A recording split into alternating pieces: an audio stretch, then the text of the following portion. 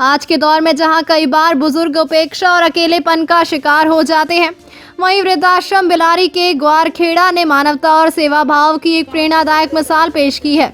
आश्रम के संस्थापक रोहन देव सामाजिक के अथक प्रयासों से करीब 2 माह पहले अपने परिवार से बिछड़ी एक वृद्ध महिला को आखिरकार उसका परिवार मिल गया।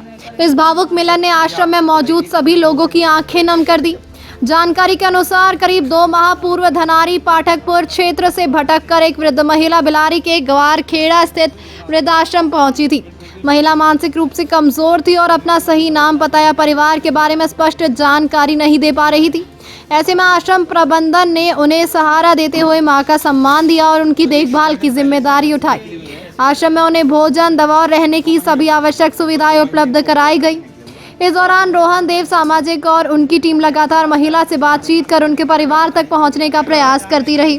धैर्य और संवेदनशीलता के साथ की गई कोशिशों के बाद महिला ने अपने परिवार से जुड़ी कुछ महत्वपूर्ण जानकारियां साझा की। इन जानकारियों के आधार पर खोजबीन शुरू की गई और अंततः उनके परिजनों तक संपर्क स्थापित करने में सफलता मिली। सोमवार को महिला के भतीजे मेघराज कुशवाहा वृद्धाश्रम पहुंचे।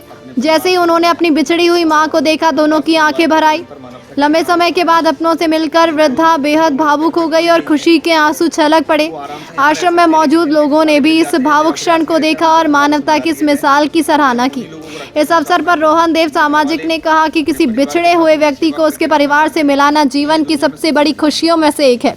उन्होंने कहा कि वृद्धाश्रम बिलारी के ग्वारखेड़ा केवल बेसहारा बुजुर्गों को आश्रय देने का ही नहीं, बल्कि उन्हें सम्मान और अपनापन देने का भी कार्य कर रहा है। आश्रम भविष्य में भी मानव सेवा के ऐसे कार्यों को निरंतर जारी रखेगा।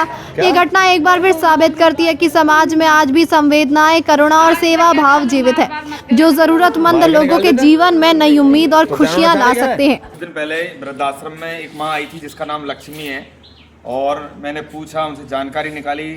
धीरे धीरे उन्होंने बताया, क्योंकि कुछ चीज़ें उन्हें याद भी नहीं रहती हैं। उन्होंने धनारी पता बताया। जैसे ही मैंने उस पते को ढूंढना प्रयास किया, पहले बैजोई फ़ोन किया, बैजोई से मुझे धनारी का नंबर मिला और धनारी वाले भैया ने शायद इनका नंबर दिया। तो आज इस लक्ष्मी के घर वाले यहाँ पहुँचे हैं वृद्धाश्रम पर इनको लेने। तो बड़ी खुशी की बात है कि किसी घर वाले को उसके परिवार से मिलाने का एक शुभ अवसर मुझे मिल रहा है।